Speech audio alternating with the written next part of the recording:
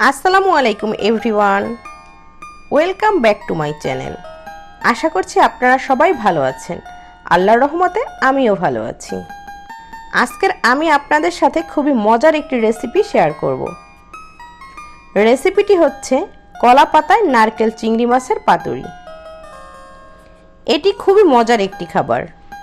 এই কলা পাতায় নারকেল চিংড়ি মাছের পাতুরি দিয়ে গরম গরম 1-2 প্লেট ভাত অনায়াসে সাবার করে ফেলতে পারবেন, কথা দিচ্ছি।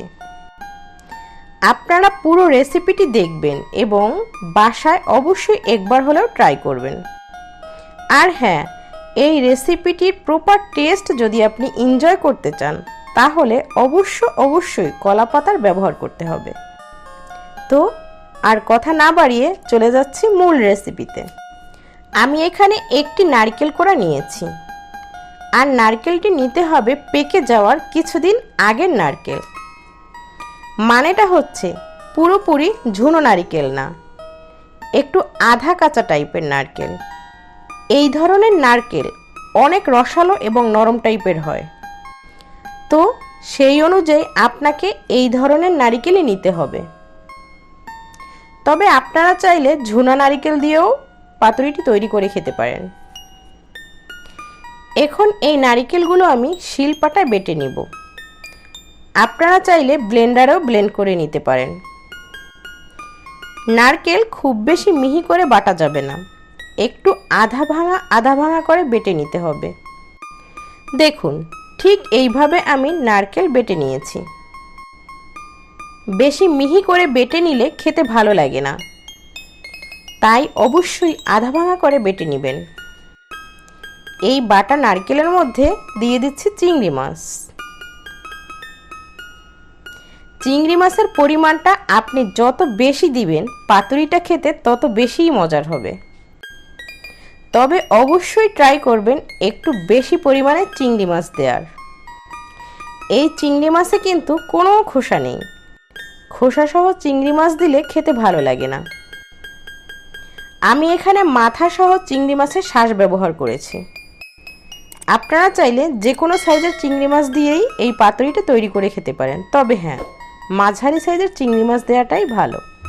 আমি এখানে মাঝারি সাইজের চিংড়ি মাছের ব্যবহার করেছি। এখানে আছে আদা বাটা 1 চা চামচ, রসুন বাটা আধা চা চামচ, পেঁয়াজ বাটা 2 চা চামচ,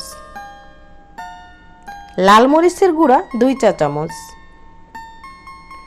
হলুদ গুঁড়া 1.5 চা চামচ, জিরা গুঁড়া 1 চা চামচ, লবণ স্বাদ মতো। সবগুলো উপকরণই আমি দিয়ে দিচ্ছি। সাথে আরও দিচ্ছি 7 থেকে 8টি কাঁচা মরিচ লম্বা লম্বা ফালি করে কাটা। আমার কাছে পাতুরি ঝাল ঝাল টাইপের খেতেই বেশি ভালো লাগে। আপনারা চাইলে ঝালটা কম বা বেশি অ্যাডজাস্ট করে নিতে পারেন। দিয়ে দিচ্ছি ধনেপাতা কুচি, চাইলে এটি স্কিপও করতে পারেন। সব শেষে দিয়ে দিচ্ছি রান্নার তেল 4 টেবিল চামচ। সবগুলো উপকরণ দিয়ে ভালোভাবে মিক্সড করে নিব। এখানে কোনো প্রকার পানি ব্যবহার করব না। মিক্সড করে নেওয়া আমার কমপ্লিট। এবার কলা পাতাগুলো কেটে সাইজ করে নিব। সাধ্য অনুযায়ী চেষ্টা করবেন বিচি কলার পাতাটা নেয়ার জন্য, তবে অন্যান্য কলার পাতা ব্যবহার করলেও চলবে।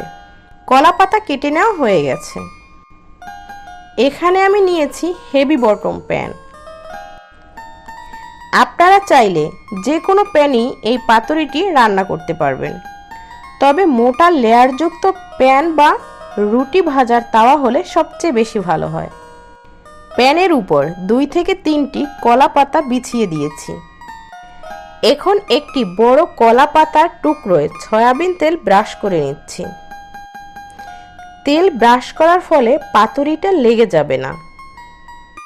পাতা থেকে খুব সহজেই পাতুরিটা তুলে নিতে পারবো। তেল মাখা কলা পাতার উপরে দিয়ে দিচ্ছি নারকেল চিংড়ির বাইন্ডিংসটা। একটু হাত দিয়ে ছড়িয়ে দিচ্ছি। ছড়িয়ে দেওয়ার সময় খেয়াল রাখতে হবে যেন সব জায়গার পুরুত্বটা সমান হয়, তা না হলে কোথাও মোটা বা কোথাও পাতলা থেকে যাবে, যার ফলে কোনো জায়গায় কাঁচা থাকবে এবং কোনো জায়গায় পুড়ে যাবে। তাই একটু সতর্কতার সাথে এই কাজটি করতে হবে। এখন এর উপর 2 থেকে 3 টুকরো কলা পাতা দিয়ে ঢাকা দিয়ে দিব। এখন চুলার জালটা জ্বালিয়ে মিডিয়াম হিটে রাখবো 10 মিনিটের মতো।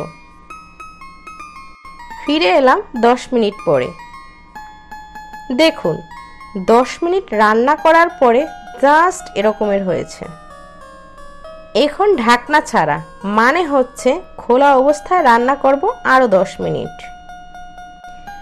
এই অবস্থায় ঢাকনা দিয়ে রান্না করলে পাতুরি নরম থাকবে, পানি শুকাবে না। তাই খোলা অবস্থায় রান্না করব যেন পানি শুকিয়ে শক্ত হয়ে যায়।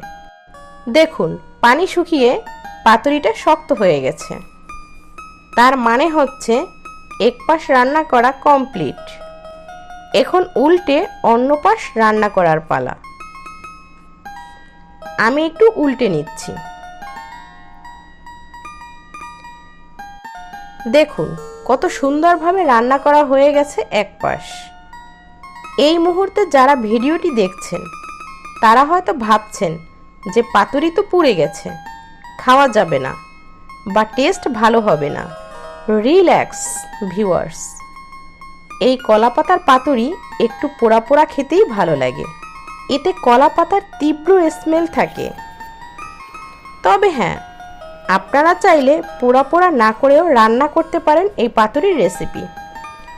সেক্ষেত্রে পাতুরির অরিজিনাল টেস্ট থেকে কিন্তু আপনি বঞ্চিত হবেন। দেখুন পাতুরির অপর পাশও হয়ে গেছে। এই পাশটা হতে কিন্তু বেশি সময় লাগেনি, 8 থেকে 10 মিনিটের মধ্যেই হয়ে গেছে। নারকেল চিংড়ির পাতুরি কিন্তু বারবার উল্টে পাল্টে রান্না করার কোনোই দরকার নেই। এক পাশ পুরোপুরি হয়ে গেলে উল্টে অন্য পাশ রান্না করে নিলেই হয়ে যাবে। একটু উল্টে নিয়ে অন্য পাশ দেখাচ্ছি আপনাদের। দেখে নিশ্চয়ই বুঝতে পারছেন যে নারকেল চিংড়ির পাতুরিটা কতটা সুন্দরভাবে রান্না করা হয়ে গেছে। এখন এই নারকেল চিংড়ির পাতুরিটা গরম গরম ভাতের সাথে পরিবেশন করার পালা। আশা করছি আজকের আমার এই পাতুরির রেসিপিটি আপনাদের সবার কাছে ভালো লেগেছে, আর ভালো লাগলেই আমার এই কষ্টের সার্থকতা। আজ এ পর্যন্তই। আল্লাহ হাফেজ।